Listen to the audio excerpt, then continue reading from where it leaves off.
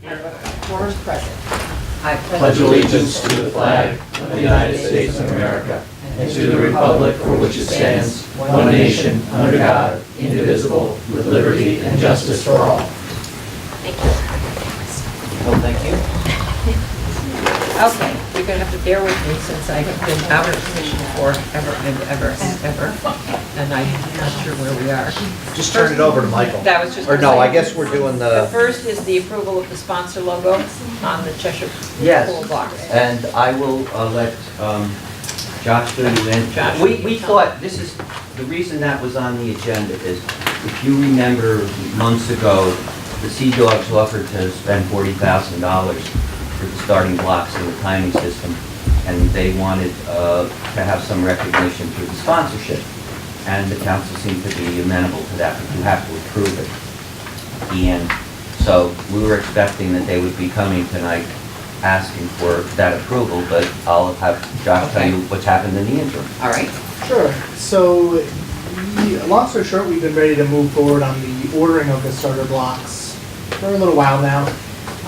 The YMCA decided that they wanted to have their Y logo on the blocks, and both Sheila and myself felt that was not And Michael appropriate. Malone too, right? And Michael I Malone, supported right.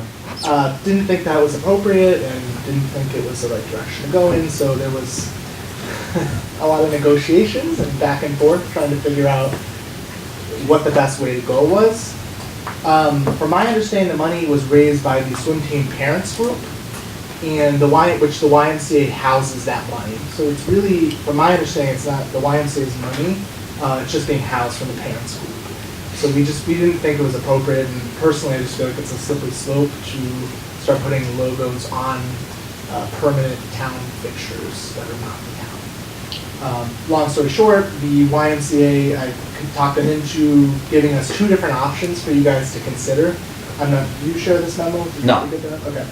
Well, long story short, there's an MO that I drafted up. The first option, which is the preferred, was they did want to see the CDOT logo and the YMCA name on it. This is what it would look like. But again, this was not the proposal that we endorse. The second option that they agreed to was to have no logo on the blocks, but simply a sponsorship plaque in the lobby of the pool, 11 by 17 displayed somewhere prominently in the lobby, and that they would be amicable to that one. So that was our recommendation to go with option 2, but... they meaning both sides, both organizations, Y and Sea Dog. Yeah, so the Sea Dogs just want this to happen. The Sea Dog is a YMCA program. It's run through the YMCA.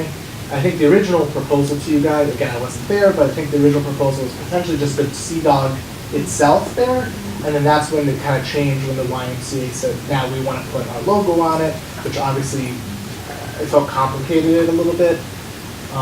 When we met with the Sea Dogs made it clear that it was the Sea Dogs contribution, and they asked if their logo could be on the blocks. Yeah. And the council was amenable to that, but you wanted to see what it would look like. There was never a mention of the YMCA. And when that happened at the 11th hour, I didn't like the idea for two reasons. That's not what was represented to the council, and I said to Josh, if that's what they want, then somebody's got to come back to the council, because that's not what was discussed. The other thing is that my concern about sponsorships and promotions and logos is that they be subtle and that they be very indiscreet, and that we don't start putting stuff everywhere with everyone's name on it unless people want it that way, and that's not something that was expected. It'd be no different than, people make gifts to the gift account, and then we provide that money back to the department. We don't take credit for giving them the money. We give the credit to the person who gave the money to us to hold, and this is no different. They're just acting as, the treasurer of this money. So they really didn't have a hand in raising it, and I found that to be troubling. I just need a clarification. It's a longtime swim parent. There was the YMCA Sea Dogs, and that was a parent group that didn't have any swimmers that were in the high school program, although many of them graduated to the high school program. Right. It was not mutually exclusive. You could be a Y swimmer or a high school swimmer and not both. Right. Okay. So this money was raised by the parents of just the YMCA people, or was it any any person in any swim program? From my understanding, just the YMCA group. And that was part of it too, was, Yep. if we have the Sea Dogs logo, why not the Rams High school logo logo, on it too? exactly, It's kind of a right. slate to those. I know that Right. high school didn't get the money, but, Right. and then the other question is, what if the YMCA goes away or doesn't want to do a swim team, or they Right. want to not be the Sea Dogs anymore? These blocks can last 15 plus years, and I just get concerned having a permanent. Is there a way to stick, and then, I'm sorry, No, no, no, is there a go way to streamline a plaque or a board or a something in the lobby of the pool that says, we operate with appreciation for the following organizations who have Yes. made substantial donations, the Sea Dogs, the whatever, and not have to delineate what those donations are? Correct, yeah. The idea that we were working with Sheila, like the idea of potentially almost doing like a wall that has almost like swim bubbles on it, Mhm. and you can say, our sponsor wall where we will put the YMCA's notice on there, and then any other groups that in the future we get donations from, so we can kind of start a section for that purpose. I think that's exactly right. Yeah, I mean, that seemed to me, go ahead, David. My question, what if anything, do we have as criteria for sponsorship on any town property? We have a policy, we have Okay. We have a a well-designed sponsorship. policy Right. that was vetted by the council, Right. and the first step requires, I believe, oversight or review by the Park and Rec Commission, so they usually endorse it, and then it comes to the council, and the council reviews it consistent with the policy that we have, and then makes the decision whether to go ahead or not with the approval. And so the original proposal, what you thought was the original proposal would be the blocks with the dog on, the Sea Dog on. Right, that's what was represented here. Right. Yeah. And then it would be more of a subtle thing. So you see a Sea Dog, but you don't see like the names of all the other things that go with Well, the right, YMCA. people know the Sea Dogs as a Yeah. swim team, but they don't. What we don't have happen is there be brand confusion where people are now thinking this is a YMCA facility when it's really the town of Cheshire facility. And When when it's the already. high school swim team comes, then they're the Rams, and that's not a dog, so Right. now, Yeah. And that's why you gotta be so Yeah, careful right. with these things, because you don't wanna represent to the public a perception that it's not positive. And when you get into sponsorships, you get a little carried away. And again, the underlying objection I had was the YMCA did not raise the money. Right. So why should they take Parents did. credit for this gift to the town? Right. They're essentially getting advertising. Yeah, that's exactly it, yes. Exactly. There's more But promotions and then there's advertising. advertising and, yeah. What are the Sea Dog parents, what are they agreeing to? Are they settled, are they okay with option two? Yeah, so I don't know every parent in particular, but the head coach has reviewed these and is in favor, and I assume he represents The parents the parents. association? They just want these blocks there. Have they donated significant funds to provide all the blocks? Yeah, 40, They have, yeah. okay, so I mean, there's not Yeah, we don't have to 40 match any Yeah, funds. and or it's the anything like timing that. system too that goes with it. Right, right. Do we have the money? We don't have the money at this Have Because we, the wire- have we ordered the blocks and that? So again, we've gone out to bid, we selected the vendor, we were prepared to make the order, contacted YMCA. Chrissy, the executive director, went to her board, said, no, it's no big deal, we'll get the money sent to the town. Next thing you know, it became a big deal, and the board was wanting now the YMCA to be on, and that's delayed our process. So we haven't placed the order, but we're looking for this group to approve option 1 or 2, so we can now put the blocks forward and get the check cut from them. Because the YMCA is essentially the holder of this group's money, because Yeah. they don't want to be their own 501c3. Right, and that's what I was gonna say, you don't wanna get into a situation where, we're going forward or assuming something and, we're not talking to enough or the right people Well, behind the scenes. Right, so the problem was the parents group, I think, used to be a 501c3 back in the day, and then I think they dissolved or didn't want to continue that, so they went to the YMCA to essentially be their bank account. And, but the YMCA, of course, put the stipulation that they sign off on any check that gets cut with that bank account, essentially. So at this point, we probably should say, look, when we get a check, submit submit the logo that you want to either have on the blocks or something that you want on a plaque on the wall, and submit that with your check, and we'll approve it and cash your check. I think we need to give them a resolution, however, which it's going to be. Yeah. My sense is that. Right. But here's another complicating thing. Sure. Is it because they want to advertise when they have an event? Is there any way that they could, I don't know, because you can't put anything on the blocks that's going to be removable or anything that gets in the way. Is there a decal that could stick on the block on the days they have their YMCA event, so that when their guests come, it says, okay, this is a Rams event, it's high school, and this one is a Sea Dog event, it's high school. I mean, that seems too complicated, but to me, I'd say put the plaque in the lobby. I mean, that's where That's I'm fine. at. That's- Yeah, we that's our want to keep it as recommendation. simple as Yeah, possible. Yeah. right.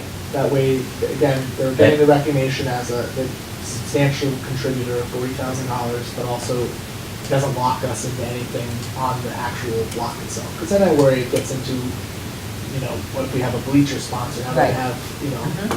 so-and-so's truck Flags stops or on our something, yeah, bleachers right. and on the tile. And We the just lock- said it, advertising, and there's a fine line, and we want to prevent that from being, Right.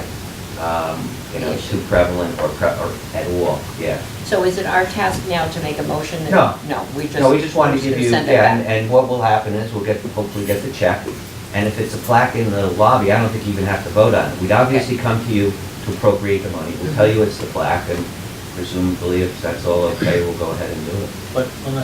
But if they come back and say, no, we really want just the Sea Dog logo, forget the YMCA. They have to get your approval. Then we Okay, have to. but wasn't that what you originally contemplating Yeah. them doing? Yeah. And that would only, Yeah. at that point, that would only be approved once we were holding a check. Yeah. Because then we know that the Y is released the money. Well, I told them that I wanted this group to vote on I wanted them to give me options that they would be happy releasing the money to, and that's what option 1 and option 2 is. They prefer option 1, I don't endorse option 1, option 2 I think is amicable for everyone, their YMCA board has accepted that option 2 would work for them.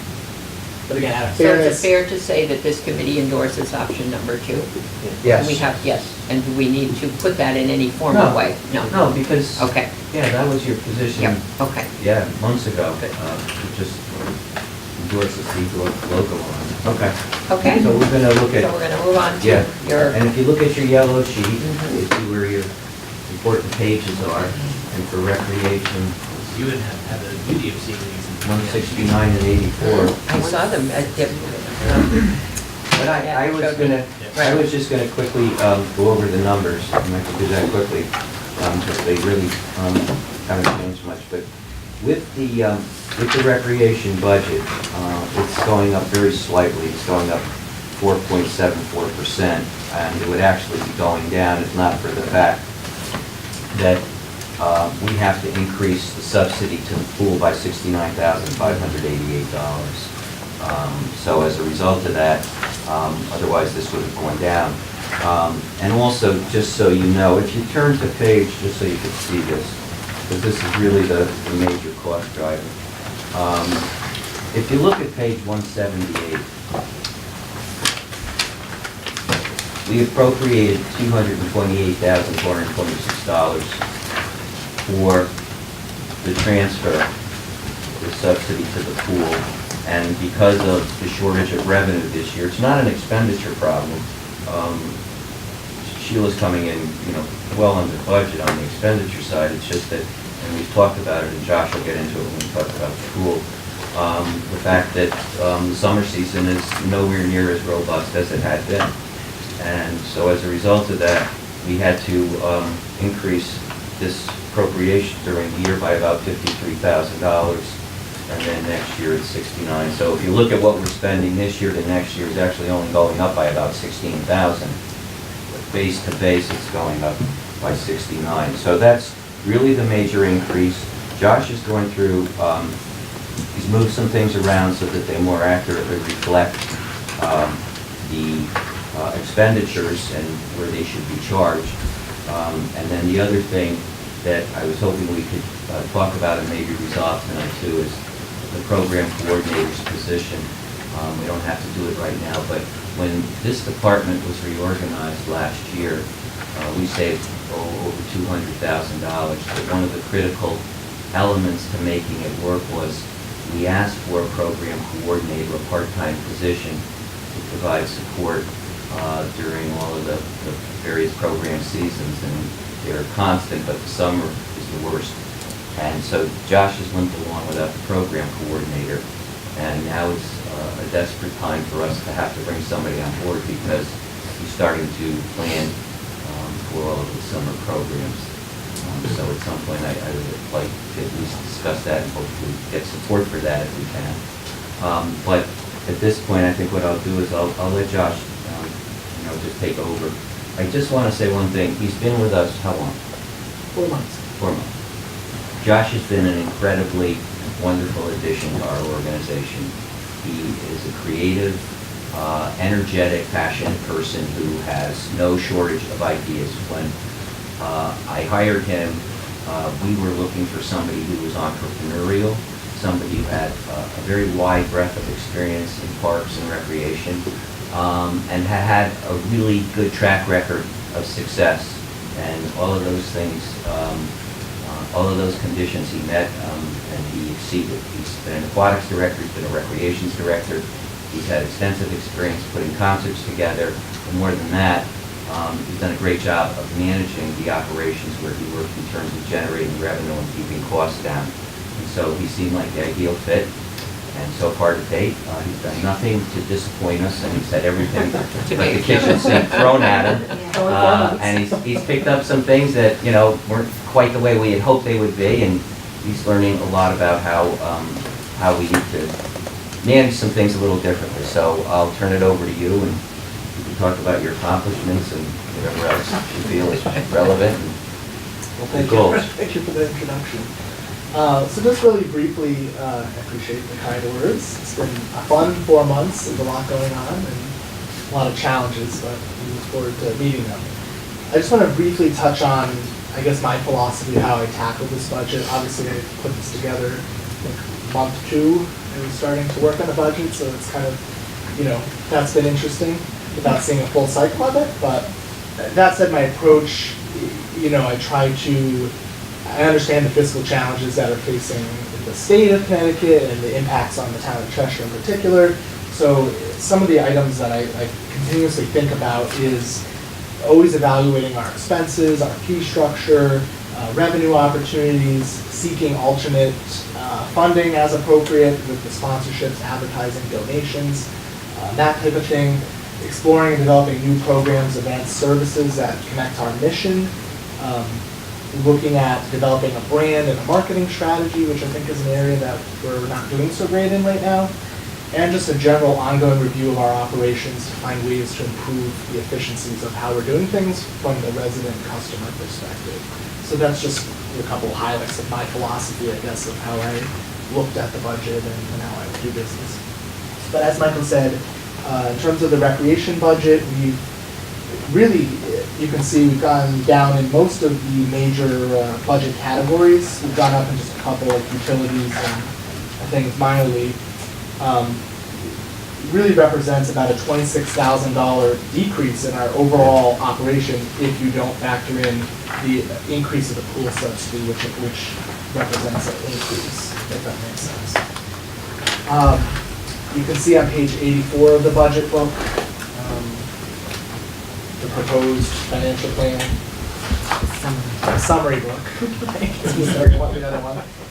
We do have listed our accomplishments for 2017, 2018. Again, I'm not going to read them all to you, they are there. I'd rather focus on some of the exciting things we have going on right now and things that we're engaged in and working towards. One of which has been our community satisfaction and needs assessment survey. Again, I'm big into, just because we did something in Canton where I came before, or when I was in the city of Bristol, doesn't mean it's going to work here. So I really want to tap into what do people need here in Cheshire? What are we doing really well as a department? Are there areas that maybe people don't really need anymore? So we're kind of looking at that. That survey is going to help kind of guide our direction into the future. To date, we have 354 responses, which is pretty good for an online survey. And I've just kind of been reviewing the feedback. It's overall positive, but it's been illuminating. It's going to help us move forward.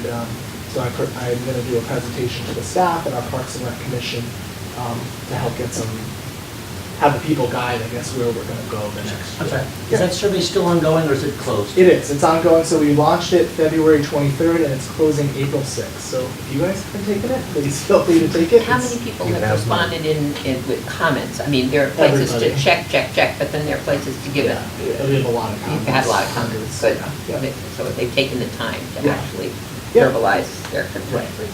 And again, when we're thinking about the property across the street and, what could be there, we have some questions to kind of start that discussion to see, what do we not have right now, or what do we have too much of that we don't need to think about. So that's been a big ongoing accomplishment. We look forward to that ending. Like I mentioned before, brand and marketing strategy, we're exploring what our competitors are doing, the pricing structure of everything. I've also instituted a monthly report that I've been sending out to Michael's office, as well as my staff and the Parks and Rec Commission.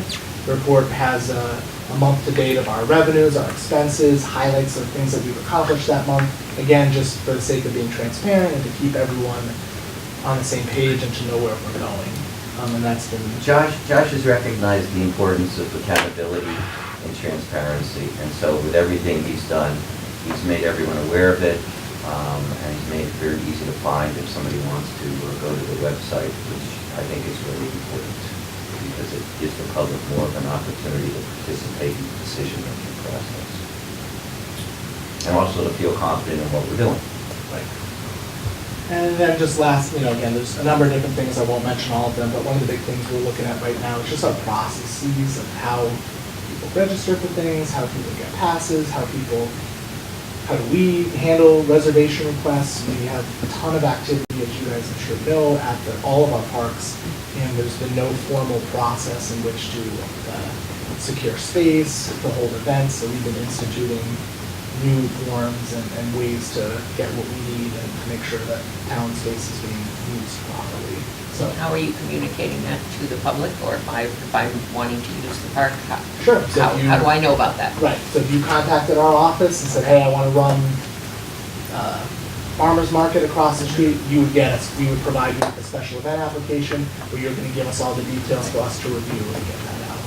Eventually, I know we're launching a new website. My hope is to kind of migrate a lot more of this stuff on the website so people can have an easier experience. So we're looking at a lot. It's been a busy 4 months for sure. And there's a lot of work to do.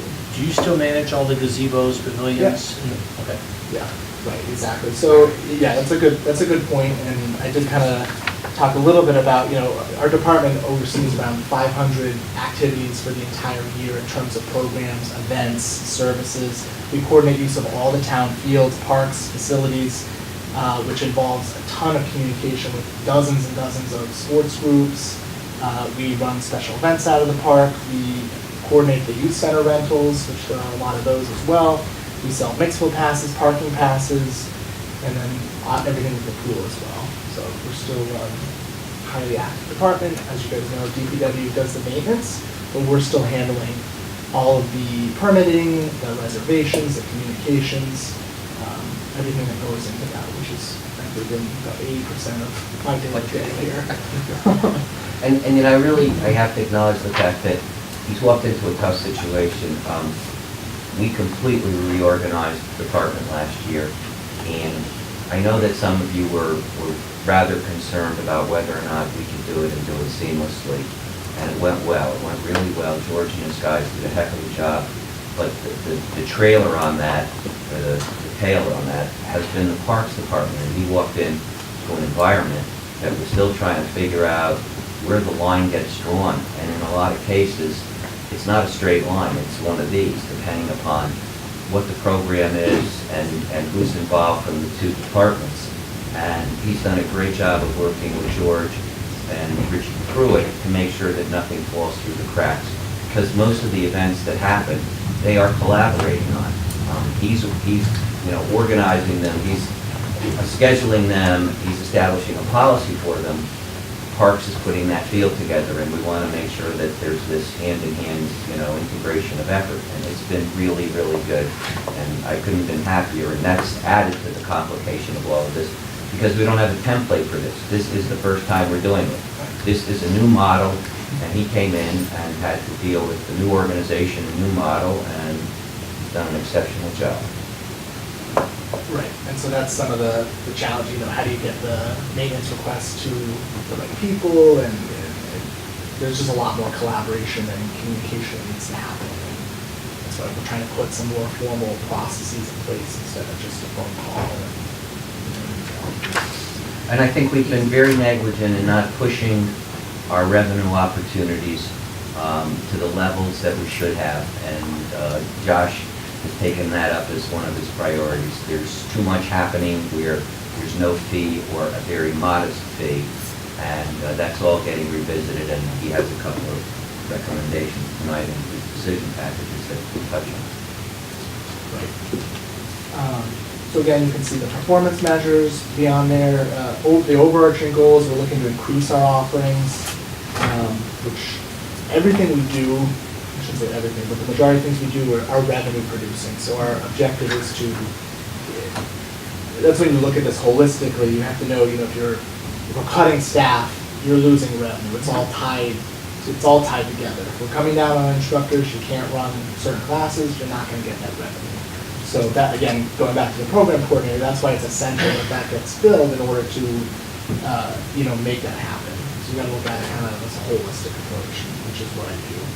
So you'll see we're trying to project that we're gonna go up in a number of different areas. Even in community special events, already within my second month, we ran the ice skating event for the first time, which was a success. I think you were there. We ran an underwater That looked like fun. Right. which we had hundreds of people coming, and I've been working very closely with Sheila to put together more new programs there, because I really feel that, because we had a lot of people that were pool members, but also people that have never been in the pool before, and that's what we need to drive at, as we'll talk about in a minute, but the numbers are not great there. But anyway, that's really all I had in terms of the overall review of the recreation piece of it, so I don't know if there's questions or if any areas you want me to go into. Just one quick question, Josh, page 173, 5408, very bottom line, and this may be a Michael question. Program services, the teachers for programs, summer theater camp, bands for concerts, going down a little over 17,000. Right. Is some of that, well, I won't speculate. Sure, Why don't I it's- just like... So that decrease, I think, predominantly represents a decrease for the summer concerts, because we've talked about securing sponsorship money Yeah. to offset the cost of the bands, which we'll talk about in the decision package, but that's been where predominantly that's come down. We've And also, shrunken that. I think you had decided that some of the money that was being spent there also was more appropriate in the temporary part-time line, Josh. Oh, right, okay. Yeah. So some of it was that as well, I think, because there were people being paid from program services that. So really up should- above 5104, some of that is there? Yeah, 5104 goes up slightly, as some of the money That's right. came out of the Okay. program services, which was the 5408. And then the balance was just, we cut about $8,000 to $10,000 in the concert series, in the hopes that we could generate some sponsorships to make up that difference. And I know from committee meetings that, that was going to be one of your big pushes to try to offset some of the summer concert costs. Can you give us a quick update as to where you are with that, or is it still too early because we're several months away from? No, we did a call, I did a call for sponsorships back in February, and to date, we have just shy of $5,000 collected from a variety of local businesses. Excellent. Again, my goal would like to be to get to 10,000. Some of this is a challenge that it has to, every year they should be increasing, but that first year is always kind of like, groups don't know the success of it, but once they see the value of it, I think it continues to go up. But so again, about $5,000 in checks that we have cashed and ready to go. And then I have some commitments from other groups that haven't mailed their checks yet, so I'm optimistic that we're gonna do really well. Excellent. Thanks. So your goal is $10,000 this year, Or more. or more, but I mean, you're hoping for a minimum of Yeah, I 10,000, think- right? Okay. The way I'm looking at the sponsorships is to try to offset the cost of the bands themselves, and, which we'll talk about as one of the decision pieces. Oh, I was saying, how much were, last year, how much did we spend on the whole concerts? Why don't we go right to the Do you want to decision switch to the package? decision Yeah. package? Go to the decision package, It's on page 7. page- So we have I broke down here what we've spent on the summer concerts dating back to fiscal years 15, 16. So you can see that year we spent $40,000 in total in summer concerts. The next year was 37. This year is projecting at 25, and then I think in this current budget, we're projecting to try to do it at 20. Are those numbers coming down because the band costs were coming down, or because of other? I can answer the first part of that.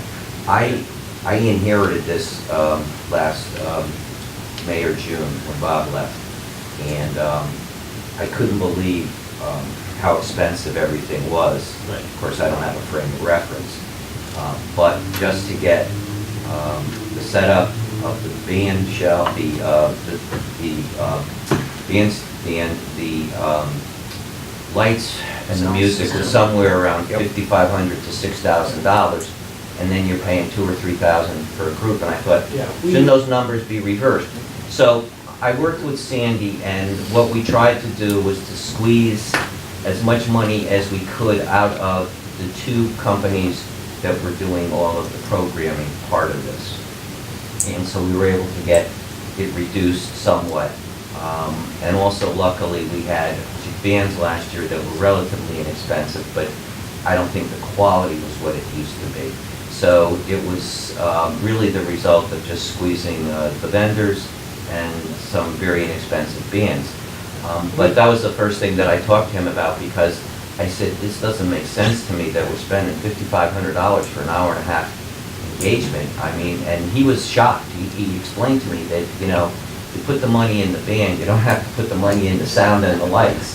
Yeah, and I broke it out. We were spending around $22,000 annually just on the stage, the audio, and the lights. Oh, Jesus. So that really, That's a lot. That's just the setup, let that's alone just the the band. setup. Okay. That doesn't even include the bands. Okay. Again, we're having our sponsorship campaign to help try to offset some of this stuff. That number is now up to just under 5,000. And again, I think we could be really successful here, but I'd like opportunities to go out and do more one-on-ones with businesses and have the sales pitch, but just with the day-to-day, it's just not possible. And that's again why it's like that position. If we can offset some of that work, we'd have more opportunities to do this area. But essentially, this decision package just looks at a couple different options that we're proposing tonight, ways to move forward in a different direction with the concerts. Option A, you can see, is we could make the decision to invest in the series, and by that, I put together a couple options. And the biggest expense, as you can see, is that the stage, audio, and light system. The way I look at it, we have to have a stage for the bands to perform on, and you need to have sound. Lights, it could go either way. But, not owning a stage, I think, holds us back from, we have to rent that out. So there's a number of different options you can go if the town wanted to invest in a stage. And again, the stage could be used not just for these concerts, but you could use them at the Fall Fest, you could use them at Memorial Day Parade, any events that we could do. You can rent the stage out to make money that way. Yes. That's a great point. Who pays the cost for the stage for Fall Festival? I think I think we do. Yeah, we pay for all of that. The town does? Yep. Okay. We pay for the entire setup. there's The a, lights, the sound, and the stage. Yeah. I've also found that we also pay for like bands in the Memorial Day Parade. There's a lot of expenses that get paid out. I'm not quite sure. It'll be a lot safer for us when we have the Memorial Day Yeah, parade. we won't be have up in to that. Go up in the bandstand. I think that. Fall down the I'm stairs. waiting for one of us to Fall down. take a serious header. That's, Upstairs. so I think the council would be happy with that. They'd be safer. Yeah, they'd be a lot safer. All right, so again, I put that option there, invest, and again, stages can range, you want a decent all-terrain outdoor stage, you're looking at around $31,000, which again, you could get the return on investment in that in potentially 1 or 2 years with what we've been putting into it, basically. Or you can go a higher end, more professional route, if you want to look at that, that's a showmobile, and those can run. Oh, that's what we have inside. Yeah, a lot of towns go this route. You Those don't have can to be- rub it in, Maryland. We had one in- Yeah, Yeah. it's always better. Southington, we had one in Bristol. Right. And again, when you own the piece, you don't we don't have to rent that. And I believe that comes with the lights and everything else. So you could probably see in it, there's, again, could be anywhere from 100,000 to 150,000 if you wanted to get, you know, get crazy with it. But I just wanted to put that out there. Again, that's We an want option. one that's just a little bit better than Southington. Yeah, right. Okay. Air conditioned or something, you Not know, to, right? not to put a damper on that idea, because it is a good idea, right. but some of you have kicked around the idea of if and when we develop the Chapman property, that we have some kind of a maybe Man shell. permanent Yeah, amphitheater or right. something. And so that's always the possibility too, but Yeah, and again, but that would just represent the stage piece of it. This could potentially be the lights and the other elements to it. And again, who knows how far out that would be. I just look at this as we're kind of, I don't want to say throwing away money, but it's just, to me, seems like a. We're just paying over and over and over for this. Yeah. Yeah, right. Is there storage for this stuff? Is there a place to store it, the stage itself? How long would that take to, Yeah, we how have long to- does it take to set up and all that stuff?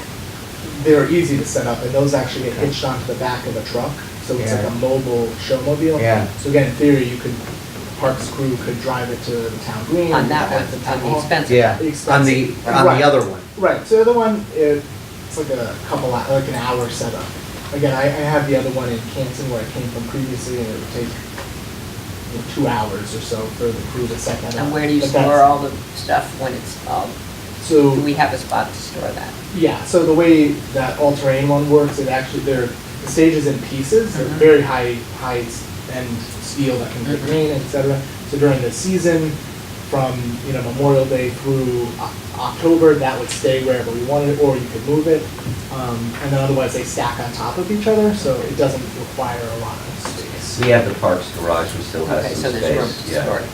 I don't know if we have room in the facility at Bartlett, I don't think we do, but we have room out on whatever road. And again, I don't know if anybody's been to the current concerts, but that $30,000 ballpark stage would represent kind of a little lower quality than what has been out there right now. But again, that could be a hard decision that we make to save the money. I don't know. That was my question, is gonna be, Yeah. how does it relate to those stages that we're using now? Right. But you're saying it's, Right. this is a little bit less The than. showmobile is, I think, equivalent to what we have going on, maybe even better. The all-terrain stage would be A little a bit downgrade. But again, we get along, bands will continue to come here and play, you can still get good bands. I'm sorry, Peter, I knew you had another question. No, it's okay. It's the same electrical plug-in, because obviously with this one, you pull up the vehicle and you just plug in somewhere. Right. And I assume we have the same, you know, plug-in that would work with the stage stuff that we have. Yeah. So that's, again, investing, that's my recommended option, but we could continue to look at option B, which is to modify the series. And you could think about reducing the number of concerts. To me, that's not desirable. We already only do 4 shows, which is a lot smaller than most communities do a 6 to 8 week series. So that, I don't think would be a great option. You could consider reducing the quality of the sound, audio, and lighting. You could, something that's not on here that I've since found out, I guess bands actually charge more for Friday nights, because that's their premier night for bands to be booked. So you could, again, that could be an option to consider a Monday through Thursday night show, or that's a smaller saving. But again, that's just some options to consider. That's It is routine big. in North Haven, it's Tuesday nights, every Tuesday Right. night, all through summer, the whole town And goes if- to the concerts and on the it's green, and up- it's and it's Yeah. early, 6:30 to 8, Yeah, before it gets dark. Yeah, Right. yep, same. And when I was in Bristol, we had it Tuesday nights. When I was in Canton, it was Right. Thursday nights. Right. So I don't think that, I mean, obviously, people like the Friday night because it becomes more of a little bit of a party or Yeah. party atmosphere. But I think any night in the summer, it would be, Yeah. because they're done early enough that it's not like They're you're done by 8 staying out, o'clock or- you're yeah. not staying out till 10, 11 o'clock, so. And, you know, Go to the if you really restaurant. want people to be out there at 11 Yeah. o'clock at night in the park. Anyway, so that's an option to do, some ideas to modify if we want to go with option B. And then option C is to remain status quo of what we're currently doing, which you guys can see are the costs associated, or you could choose to obviously eliminate the series if you wanted, which again. So, So obviously you're looking at $22,000 right now covers the stage, the lighting, that stuff. Then we got bands on top of that. Right. So what last year, this $25,000, $25,613, is that just the bands? Is that That's the total whole- cost. Yeah, and I would say, And this is our current year. you know, we probably spent, I would say we probably spent about 17 to 18,000 on the stage, the lights, and all of that stuff, and the balance was on the bands. We didn't spend a lot on bands. Right. I can tell you the stage, the lighting, the sound, that whole package, the company that the town has historically used, which is Power Station, they charge $5,300 per night for the whole setup that we have. So if we do 4 shows, that comes out to $21,200 to do that, which would leave, what, $4,000 for bands? Are there alternatives? I mean, not that I wouldn't want to go, not that I wouldn't want to use a local company, just good.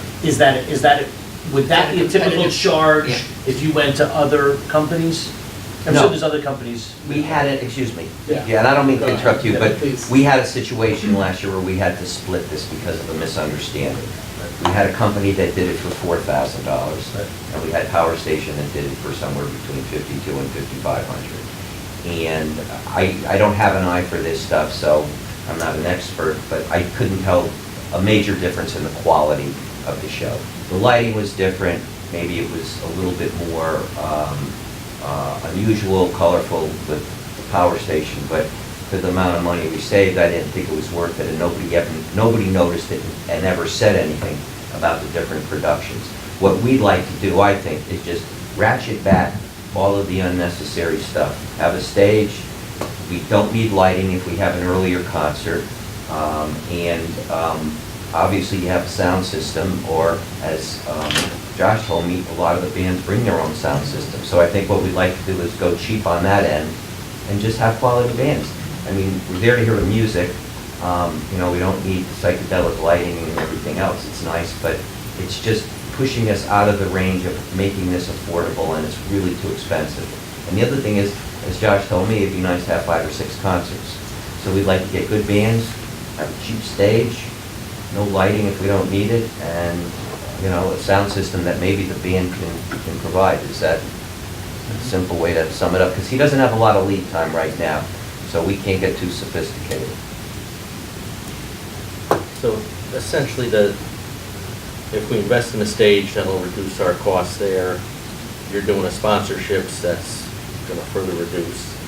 So possibly in years to come, we can expand it maybe to a 6-week series, because I know I've heard nothing but Yeah, and I fantastic I think things about everybody it. loves them, and- yeah. I think it's one of the more popular things we do, so I certainly don't want to see it go away. I'd rather expand that. I think it's a good community event, gets a lot of people out together, family. And having it at Bartlett Park makes a big difference. It's really nice there.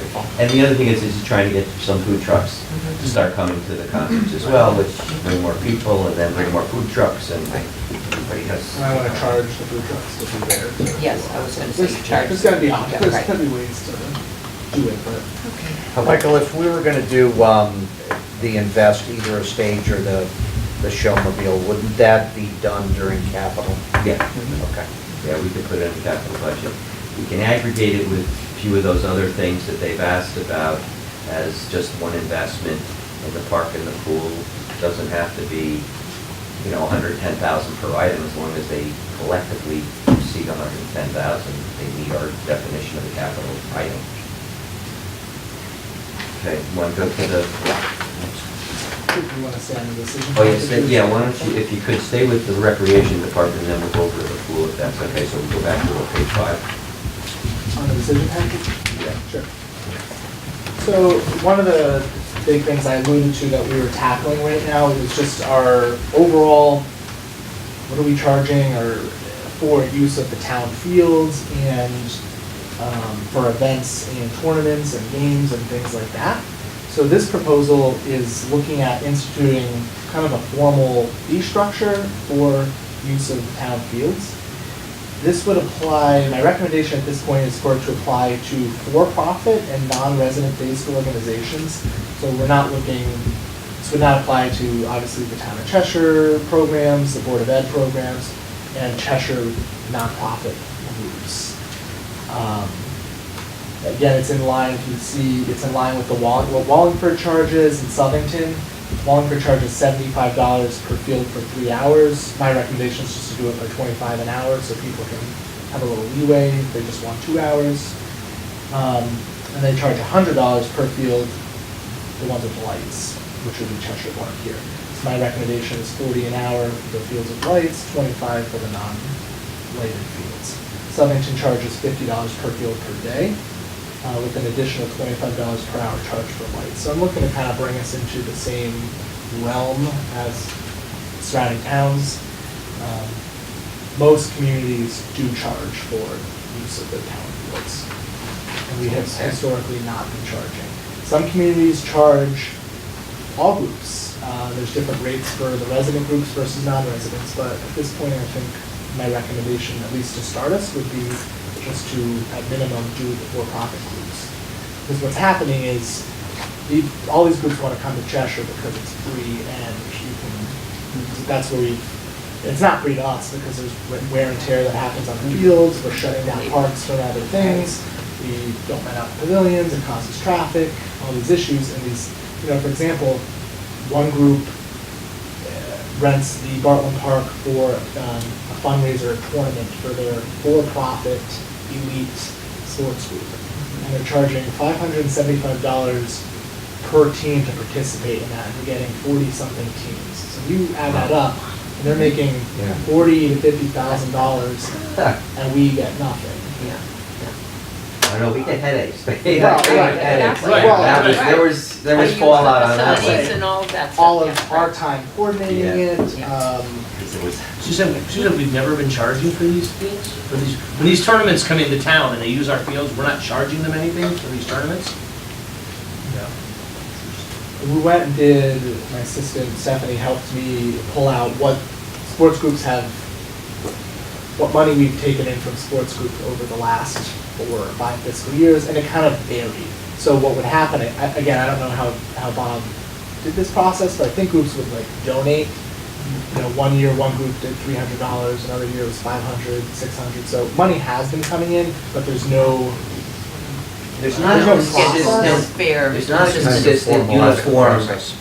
policy. We need to institutionalize it, and we need to make it consistent. Are the sports teams like, I don't know, because I'm so old now, past all that stuff, but the lacrosse teams and the softball teams and stuff, are those all nonprofit groups? Well, there are actually 7 different lacrosse organizations. Right, okay. So most of them are nonprofit. Profit. So they There would are be, a couple that are elite. that so are the for-profit. nonprofits, no matter who they are, would not be charged according to this. You If- said Cheshire-based nonprofits. Right, and I define Cheshire-based as teams consisting 80% or more Cheshire residents. Because some groups take Okay, everybody, yeah. and so again, you might say I'm a Cheshire-based group, but in reality, I have 5 Cheshire Kids kids and and 25 from someplace else, yeah. 100 from Right. surrounding towns. We're getting encroachment from some regional programs that like coming here, Mhm. but don't necessarily represent our residents Right. in abundance on their rosters. So he asked for a copy of the roster with their addresses to confirm that they meet the 80% test. I mean, that happens a little bit at Quinnipiac Field. It's gotten so popular that Yeah. you have a lot of activity out there where it's not really heavily Cheshire-based. Mhm. And we have groups from Yukon, from Quinnipiac that want to rent our field, that come to our fields, because, and they ask what the fee structure is, and Well, there definitely should We're be a working on it. fee Right. structure, yeah.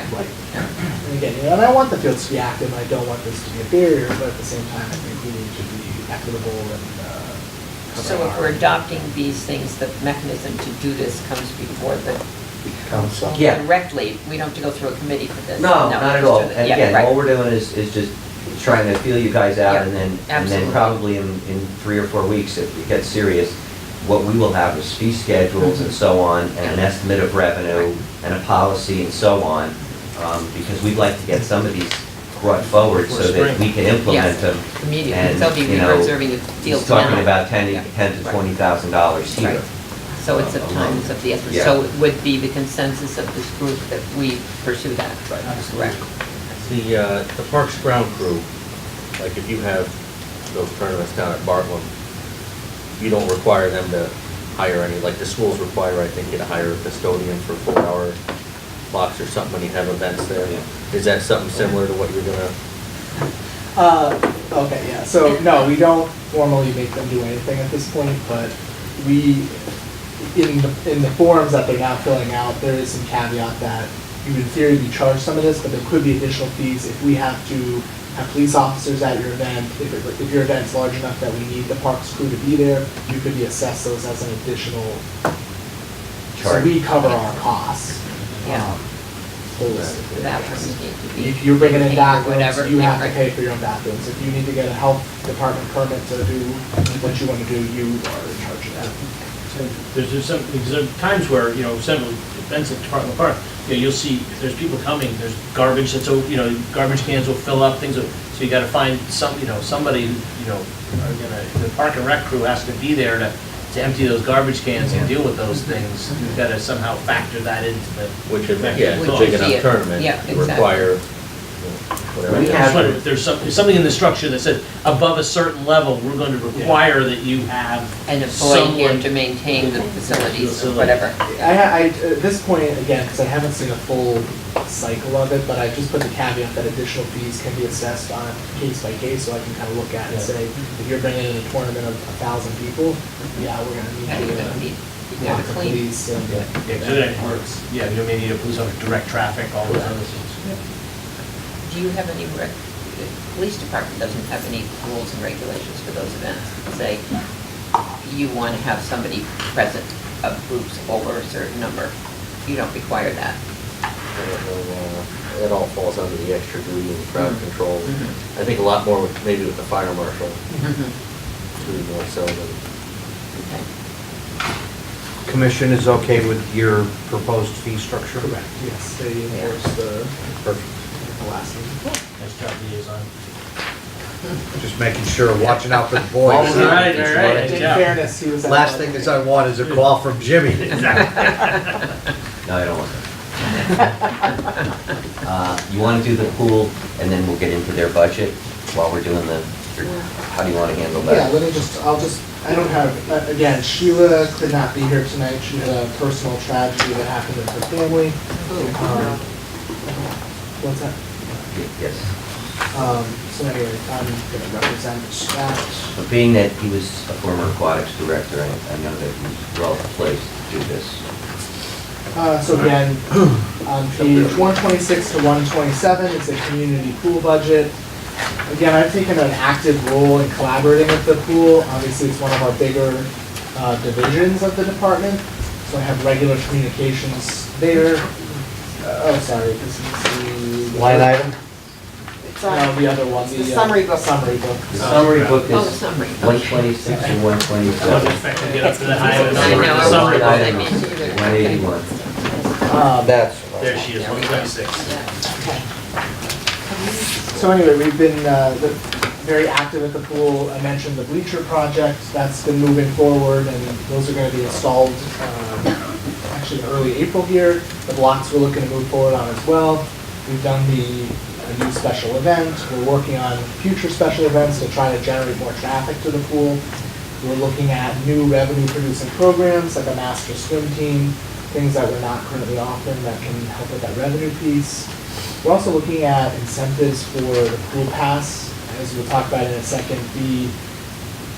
This past summer season was, I think, the weakest in the history of, or maybe if the pool was shut down, it was probably worse. But we saw a significant decline in seasonal passes being purchased, and Sheila really equated that to people like the open atmosphere. So now the facility, it's a great facility, but it's a pool, and nationally it's trending, pool facilities, just a pool itself, the attendance is dropping on a national level, and we're definitely seeing that here in Cheshire. So that's something we're looking at, is whether we need to do something to add more value to the pass itself, to come down a little bit on a seasonal pass. We're trying to look at that holistically and see in the long run what will help us get more members and more revenue for the pool as it is a. Have you had any results from your survey that have spoken to that directly? Yes. And So, are there good ideas coming from that or not? well, the overwhelming response in the survey, again, it was, I don't know the exact numbers, so don't quote me, but the overwhelming majority of people that have taken the survey are not pool members, and it's They too are not. expensive. That's the Too expensive. feedback. And again, I'm gonna formalize it and kind of really analyze it a little bit, but just at a glance, it was way too expensive, was the feedback we're getting. Just lost my train of thought. That's okay. I'm sorry to No, interrupt. I just- no, yeah, that's a good but- question. So again, overall, we are seeing several of the line items are increasing, or budget items, the personnel has gone up a little bit, which is due to the annual raises that they get, some benefit related things. Supplies and services, there's been a minor increase in the gas and diesel, because the facility technician now has a truck down there, so that accounts for some of that. Utilities has gone up a little bit, especially in the area of the water. I can speak to that, Sure, because yeah. if you don't mind. Yeah, please. I've been doing research on this since 2000, and I have spreadsheets going back that far. Anyway, while Josh is correct, the utilities are going up a little bit, the electricity's going up by 5,000, the water's going up by 4,000. Just by way of background, in 13, our electricity was 69,000. So while it's going up by $5,000, it's still less than what we paid 5 years ago. Natural gas was $178,000 in 2013. And I What was think- that, 178? Yeah, it was 178 in 2013. And back in '07, we spent $272,000 on natural gas. And the water's pretty much consistent with what we've spent in the past. But I think the thing that's most important is that we've saved a heck of a lot of money on natural gas, and while the electricity is going up, it's only going up modestly. So at least those areas of the budget which used to break our back before are very controllable. We've gone down in contracted services, we looked at trends there, so that represents a $12,000 decrease in that area. Professional expenses and equipment are staying status quo. And then there's been, the miscellaneous line has increased by 16,000, which is associated with pension contribution, medical, social security, things that were not in our hands. Yeah, one of the things there too is with the new employee who is now participating in the 457 plan. It's forced the increase to be even greater for the pension. I don't know if there's any specific questions on any of those items. Anybody, any questions? Good. I did want to say one thing too. The budget for the pool, which is $931,484, is still $54,000 less than it was in '09 when it was $985,000. So while we still have to subsidize it, and while the subsidy's going up a little bit, from an expenditure point of view, it's really well managed. The equipment is doing what it's supposed to do. It's creating efficiencies. Right, and pools are expensive to operate, most communities. There's no, You know that. you know that. Preaching to the You choir don't here. need to tell us that. But it's not uncommon, most communities, I don't know of a single one, certainly in Connecticut, that is cost recovery at this point, so we're not unique in that.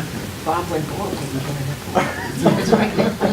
Yeah, they're not self-sufficient, but with some creativity in terms of, maybe adding some amenities outside and inside, we can draw more people in the summer, and I think that might help a lot. That's what I was gonna ask. Are there things that you could do to sort of supplement, the experience that's there? And maybe that's what you're looking at now. So that's a nice segue into our Yeah. decision package here. Yeah, Page 9. Page 9. Almost on cue. Well done. You teed me up. Yeah, I didn't spend 5 years on park and rec That's right, nothing. for no reason, that's right. Right, so exactly to your point, Sheila and I have talked extensively of, how can we make the pool what is called a recreation destination, because it's different before.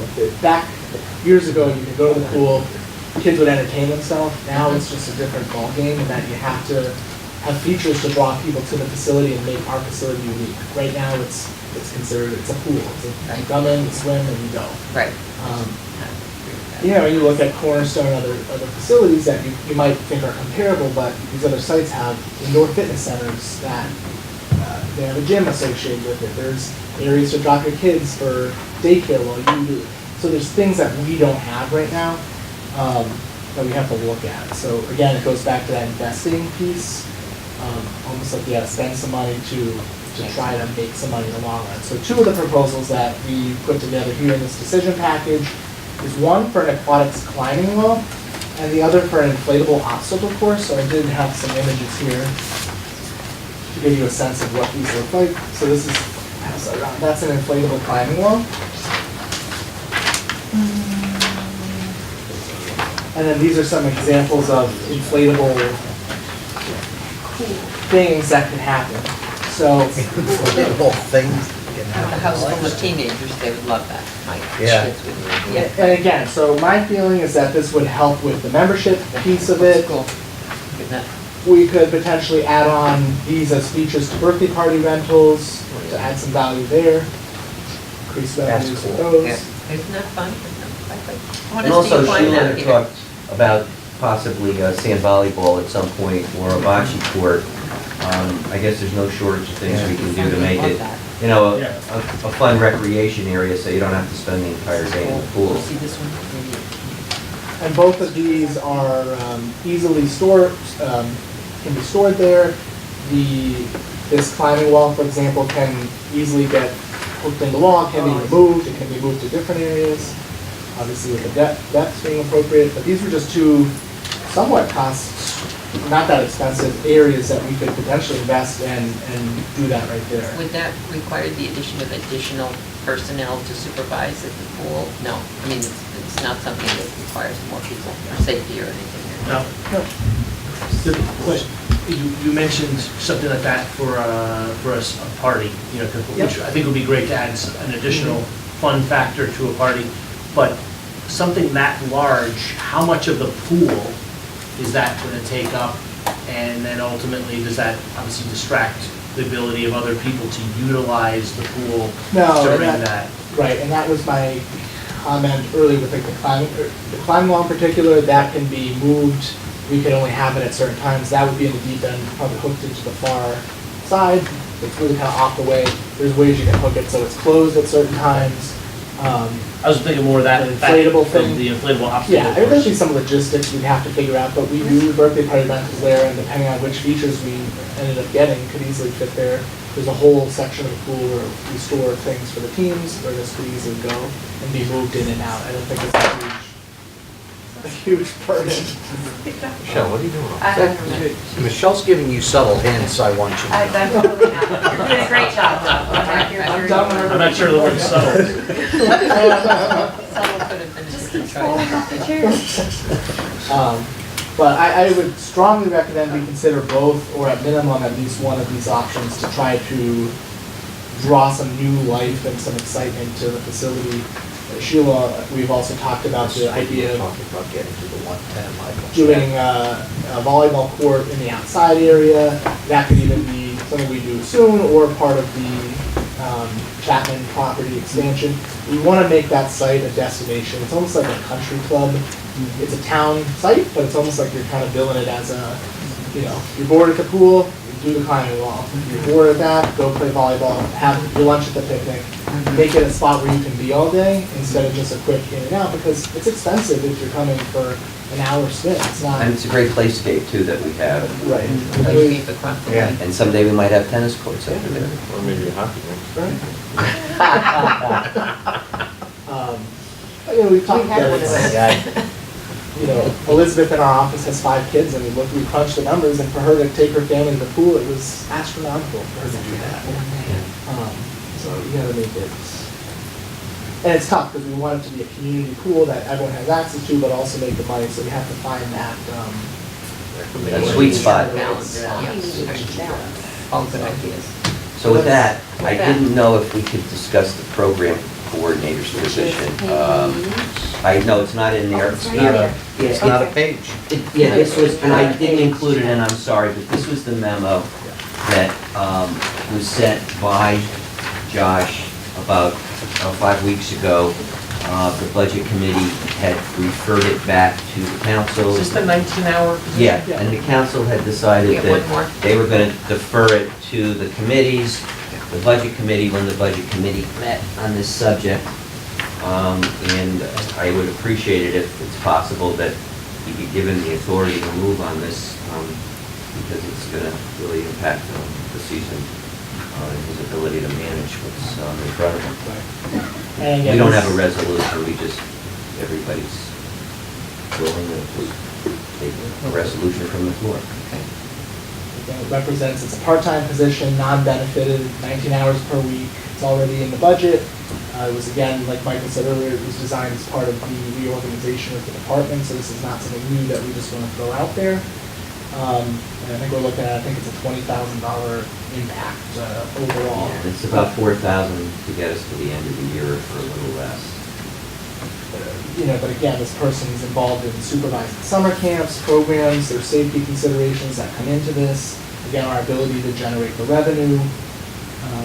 And your ability to do a lot of the other things that are going to generate revenue and be more creative were taken up by having to do these kinds of things.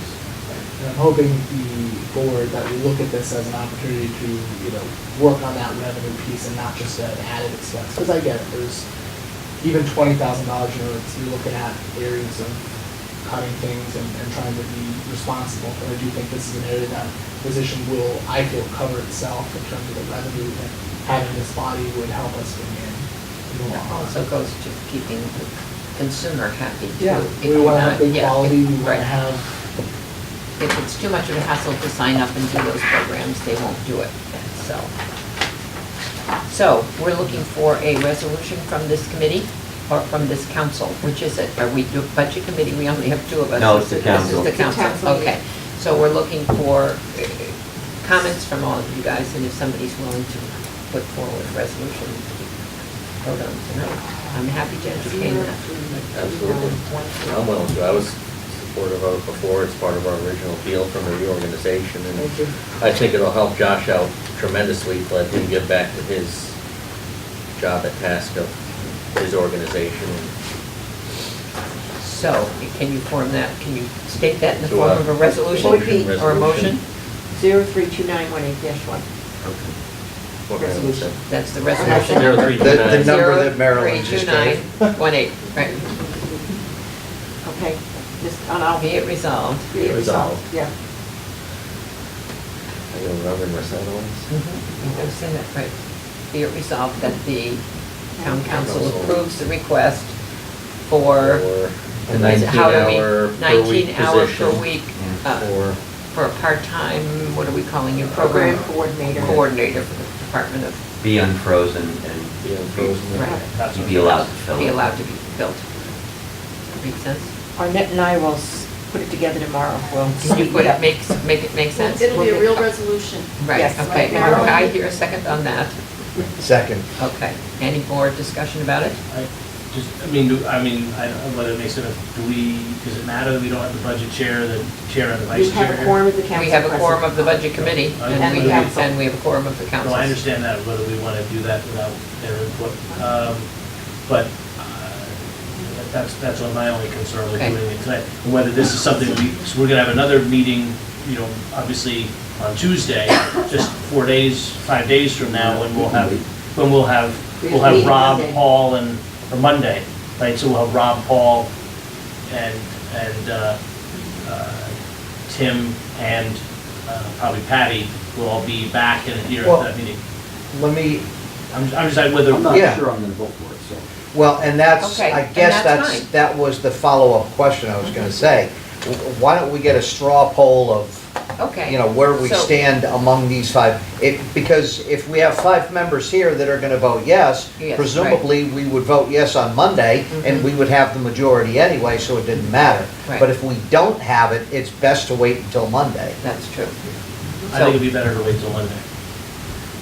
I'd be in favor, but yes, okay, so then we want to hold the resolution and We bring withdraw it, So I'll- and put it on the Withdraw. agenda for the council meeting on Monday and for the budget committee meeting prior to the council, correct? Yep.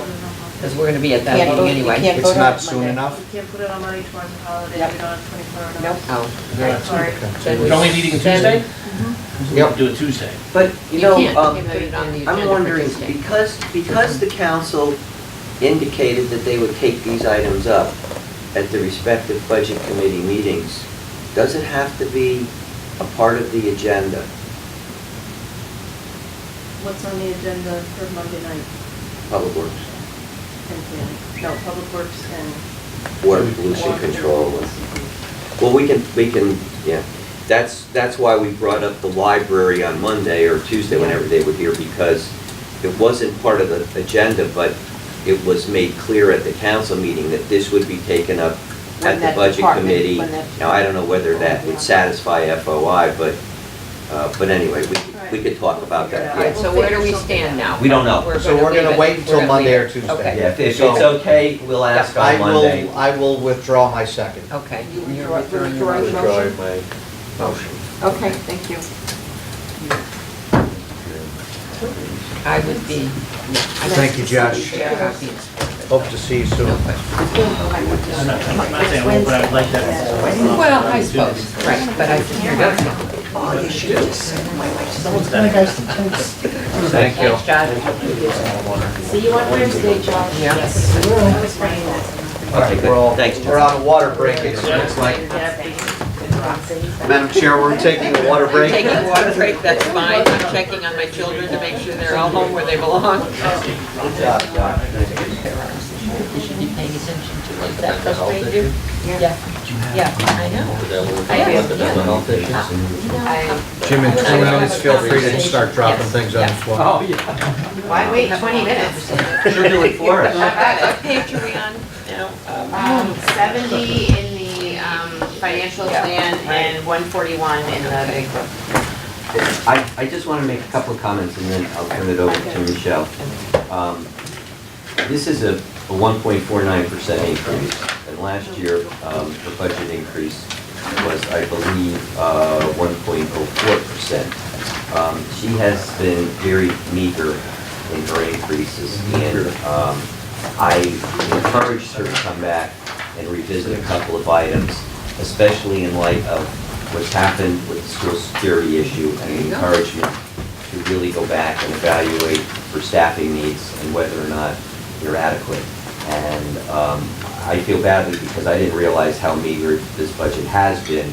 But with that, and she can talk about all the stuff that's going on, but we do have some decision packages that address our late concerns about the need for additional staffing in certain critical areas of counseling and mental health.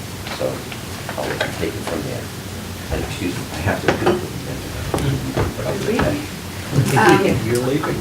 So Marilyn is begging me to speak slowly, so I will try to do that. I'm also not going to take a tremendous amount of time. You have the book, and I'm sure that you can read in there what our accomplishments have been and our objectives for the upcoming year. So I'll focus a little bit more on a more general overview. Obviously, as you're aware, the state, things are changing at the state level dramatically, and so I'm the president of the Connecticut Youth Services Association. I spend a lot of time up there at the legislature testifying and advocating for local funding, particularly for the Youth Service Bureau, but I also have become very aware of all of the other cuts in regards to social services, senior services, which do impact the residents of our community. And when those state services get cut, people become more dependent on local services without a doubt. So one of the things that I'd like to kind of highlight are the areas where our department has been really greatly impacted and will continue to be impacted in the upcoming years. Juvenile justice being one of the major areas. As you may know, we have a juvenile review board in town. It's a wonderful program. It's working beautifully. It's a great way to identify kids who are at risk early on and stop them from getting into further trouble. We can mandate counseling through that program, drug testing, community service, and really take a kid who's on the brink of really becoming a problem and turn them in the right direction. The state court system is really changing the way they handle juveniles in a lot of ways, and a couple of those ways, one is truancy referrals, which typically, we don't have a huge truancy problem in this community. We have a small one related to school anxiety, but truancy referrals will no longer go to the court system. They are going back on local communities to be referred to for community support. So those will typically end up before a juvenile review board. In addition to that, typically when a family who's struggling with a child behaviorally and they get referred to DCF or to court, they can do what's called a family with service needs referral, which typically would end up in court as well. Those are no longer going to be court referrals either, so those are also going to be coming back to the community. And as we look at raise the age bills and whatnot, the pressure on local communities to really manage justice issues with juveniles is going to increase dramatically. So in regards to Cheshire, that is going to impact our counseling program, it's going to impact our social services, and it will even impact our senior services in some way, shape, or form. And so, along with a variety of other areas and departments in this community. So just kind of keeping that in mind. In addition, social services, the limits for food stamps are changing. People are becoming more dependent on our food voucher program. You know, as you may know, we process energy assistance applications through our office. We offer Adopt a Family program, and a variety of other things, renters rebate and things like that. And so what we're seeing more of now are people who, you know, typically on a fixed income were able to manage with their state assistance are now no longer able to do that. And so, you know, we utilize the resources in this community as well as we can, including the food pantry and other supports that are available. But we definitely anticipate further impact in our department as a result of that. So those are just some things I wanted to mention. In regards to our approach to the community at this point, we're dealing with a few really substantial issues that I'll just kind of highlight. One is the opioid crisis. It's a national crisis. It's impacting our community. Last year, in 2017, we had 9 overdoses related to opioids. And the year before we had 0, the year before we had 3. So there's a dramatic increase, you know, in 2017, and we are seeing people dying this year as a result of prescription drug use and heroin use in this community. And that is an issue that we are trying to address comprehensively as a community, but also across the lifespan. Through early intervention education.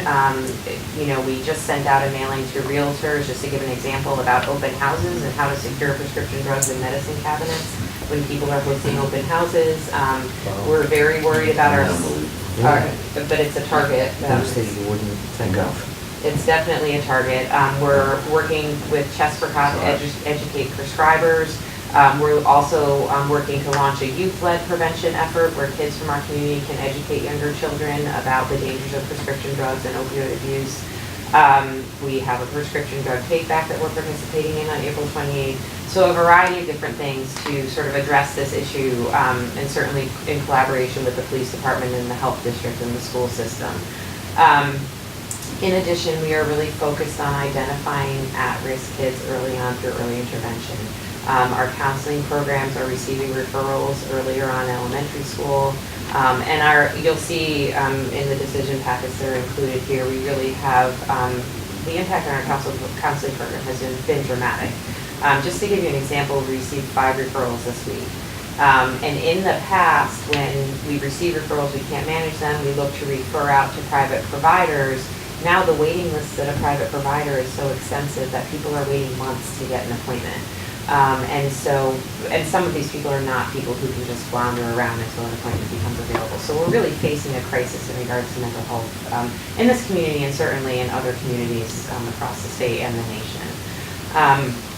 In regards to senior services, as I mentioned, you know, we're really looking to educate our seniors. Some of our seniors are grandparents raising grandkids or grandparents who are incredibly involved with younger children, making sure that they're educated about prevention and education and about the mental health resources available in this community.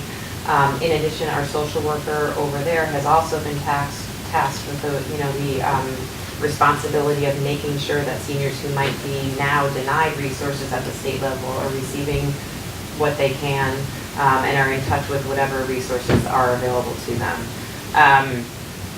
I do want to mention quickly the Municipal Housing Rehabilitation Program. As you know, we're in the process of applying for another grant, which is such an incredibly expensive process. And yet, yeah, it's just so overwhelming. And yet we already have letters of interest coming in from people who have projects that we think might qualify for this program. And have received numerous calls due to articles that have been in the paper and whatnot from people who are really interested in participating.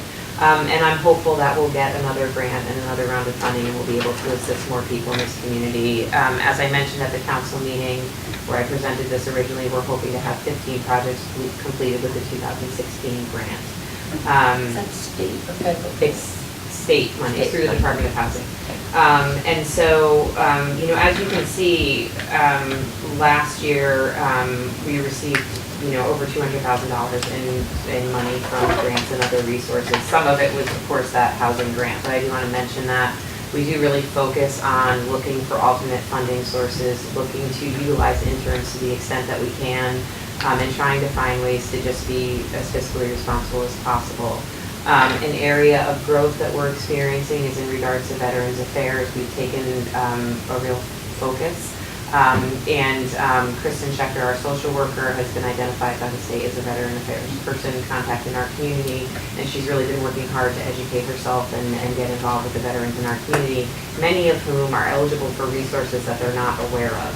So we've been trying to make sure that they're connected to what's available to them to get the help that they need. So that's sort of a general overview. Like I said, you can refer to the book if you're interested in more information about what we've done and what we're looking to do. How's that been? Perfect. So, this request that you have, or this decision packet, what are you? So the coming to us decision with? packets, to be quite honest with you, I prepared following the budget, following my preparation of the budget. The two in regards to our youth and family counselor positions really came as a result of us dealing with this school safety crisis and identifying mental health as a really significant piece to keeping our young people in our schools safe. And so what I've asked for in this decision packet, I'll start with page 11. Is that the first one? Mm-hmm. Yeah, that's okay. So we currently have a youth and family counselor who works 30 hours per week. She's a licensed clinical social worker. And so she supervises our social work interns that we get from the graduate program, typically at Southern Connecticut State University. Currently, we have 2 social work interns and 1 marriage and family therapy intern. We have contracted out with somebody to supervise the marriage and family therapy intern through necessity based on a transition of positions and whatnot. We could no longer supervise in-house because the supervisor we had resigned and we replaced them with somebody else. And so what we're looking to do is to no longer utilize marriage and family therapy interns, which saddens me because I'm an LMFT and believe in that process. But if we use social work interns only, they can be supervised in-house by our licensed clinical social worker, and we no longer have to worry about that contracted expense. She already is a full-time employee, already receives full-time benefits. So it goes up about $3,000 overall if you take into account the reduction in the contract services that we're using at this point. And the bulk of that increase would be related to her supervising the social work interns. It would mean that we could probably take on an additional intern, which leads to, the social work interns are required to work 20 hours a week, which typically averages out to 12 to 15 clinical contact hours. So it would really increase our ability to provide additional mental health services. Does anyone have any questions on that one before I move on to the next one? These are additions to your funded. Yes, there are additions to Yeah. what's in the budget book. I did not request this in advance. Yeah, there's a note at the top, Yeah, not funded yeah. and proposed Right. budget. And so this request would,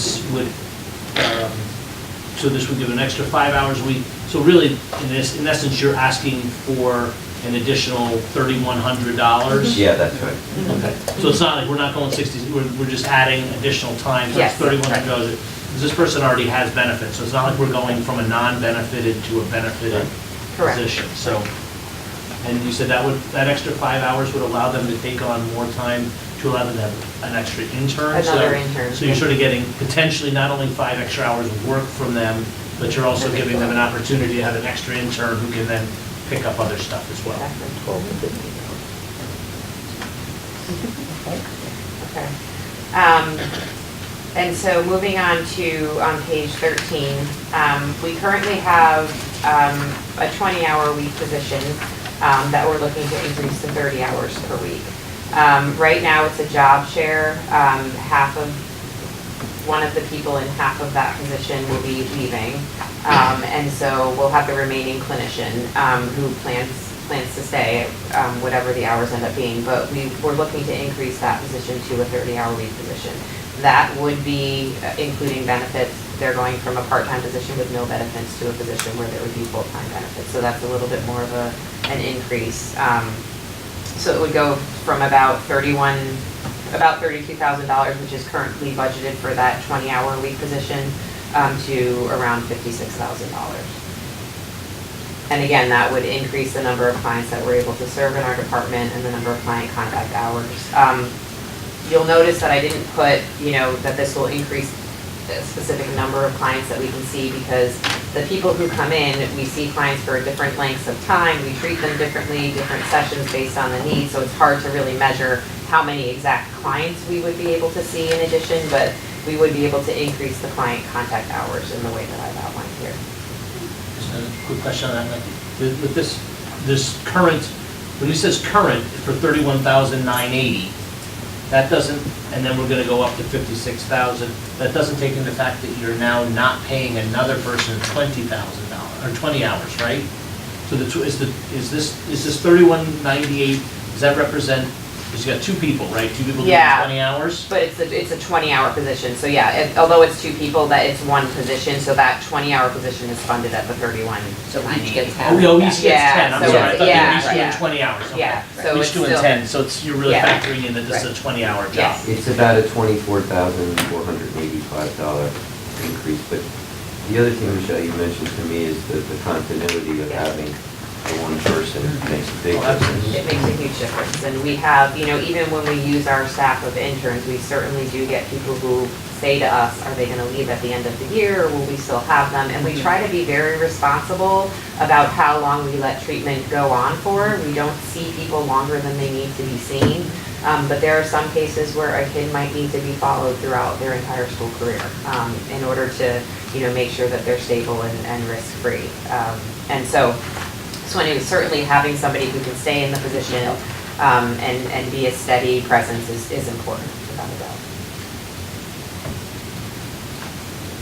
Now, with adding these positions, is that sort of like the dream thing, or is there more that you would, obviously this budget's proposal, you have these extras, is there something, there's always something more you'd want, but would this be at least get you to a point where you feel comfortable with I would with what be your super department? happy. Yeah, I'd be super happy with that. I don't think we'll ever feel comfortable. Yeah. No, but I would be but I know what really what I'm happy, saying yeah. is, we got to a point, then we're gonna add these, is there another level at which the department runs even better, I think it'll keep Well, it depends on the demand. Right, The demand will Which might keep continue. increasing. absolutely. So just to be clear, we're taking this person who's now doing 10 hours a week, one person. She's doing 12. Or It was 12 and We're 8, but yeah. increasing it to 30. So she's doubling, she's really tripling the Yes. number of hours that she works, and she's okay with that. She would be very happy to Okay, be in that good. place, yes. And she's been a great fit for She the is. organization. Wonderful. She actually started out as an intern and is so highly skilled. She works in the field as well, but she's so highly skilled that we ended up offering her the position when it opened. Wonderful. And Okay. she's created a great rapport with the school system. Good. Really been wonderful. But I That's just it. want, yeah, that's a The good fit is thing to really know. important. Right. There's a It lot of is. qualified people, but if they don't work well together, and she's Right. been very lucky. She's had a great group of people who work very well together. And any more questions on that one? Well, I don't know a question, but I think, is this gonna be something we're gonna wait until? Again, we're probably. Yeah, all we're doing, That's what just- we're gonna do yeah, at right. some point is We'll have to we're gonna wait. aggregate all of the decision packages and one night just go through each of them with the staff and hopefully make the decisions at that time. Now, we're just getting some feedback Yeah, a from you at sense, this yeah. point. And in some cases, like with John Andrews last night, he just did some preliminary numbers. he's gonna go back now and develop a fee schedule and have more exact numbers on quantities of plan reviews and that kind of thing, so that it's more refined in the event you're ready to adopt it. No, I just know that, I mean, correct me if I'm wrong, but the more awareness we spread now, which is starting to occur, the more services, the more the demand for services is gonna go up, and your services are already Stretched to the limit. Yeah. almost beyond. I mean, I know your department does a phenomenal job with what they have and They do. what they continue to do, and I know the state's dumping the Yeah. renter's rebate and some of that other stuff on it. Cutting other programs that. And it's just gonna, That's what I was getting at. So is there another, are we gonna run into a situation where they can't even with these increases, they don't get to a point where they're, can manage what they're. I think it's, I mean, Happen every I think year. it's gonna It continue happens to every grow, year. Yep. the demand each Yep. year. But I think the more early intervention we Right. get, The safer the everybody. more it's gonna save us down the road, because we intervene now, saves us our services, which a lot are through the state now, but I'm thinking years down the road, they're gonna fall back on us, and it will eventually save us money. And I would, understand too that a lot of this is kind of cyclical, like we don't set out to keep people dependent on our programs. We set out to get them to a place where they're independently stable and they don't need us anymore. And so we do, discharge people from the food voucher program and discharge people from counseling and from other programs. And we have people, somebody came in just today with gift cards that they were dropping off because we helped them when they were in need and they wanted to give back. And that's really, our goal is really to get people to the point where they don't need us anymore. The problem is that there's just more and more people coming in, so, yeah. So the last one, which is page 15, is with the senior services social worker. Michael and I went to a town hall, I guess they called it a town hall meeting, where we had a group of seniors who spoke to us about some of the needs that they saw over at the center. And one of the things that had come up was they believed that they needed more hours for some of the staff over there. And I proposed an increase for our social worker over there because again, the social services needs are certainly rising and escalating and diminishing and the resources are diminishing at the state level. So what I've asked for is to increase her hours from 24 hours a week to 30 hours per week. She does not take the benefit package if she has insurance through somebody else, the current person who's currently in the position. So we wouldn't be impacted in that way. The increase is of about $12,000 or $12,700, the total increase. And again, through that, she would be able to meet the needs of more of our seniors. She does, if you're not aware of what she does home visits. She's responsible for all of our homebound seniors. She does transportation evaluations so that we make sure that the seniors who come on the bus are able to be self-sufficient enough for us to transport them. She does all the case management. She works with protective services for the elderly. She handles our crisis situations, goes out on wellness checks. She's often involved in the unsafe living conditions that we encounter. So many things are on her plate. She runs the CHAT program, which is a safety program for seniors. She's an incredibly busy woman and could do so much more with just a small increase. What, in the budget, I don't know if you remember this, and Michelle gave me this information, but over the period from 2005 to 15, our population of residents over 60 years of age has increased from 4,552, or 15.9% of our population, 6,404, or almost 22% of our population. Represents an increase of 1,852 residents over 60 years of age, or a 41% increase. So, Southington. and it's growing. Southington's And numbers. it's not going down. Right. So there is a demand there. That's a year left for a few more months. All right, someone drop a book back. On her head.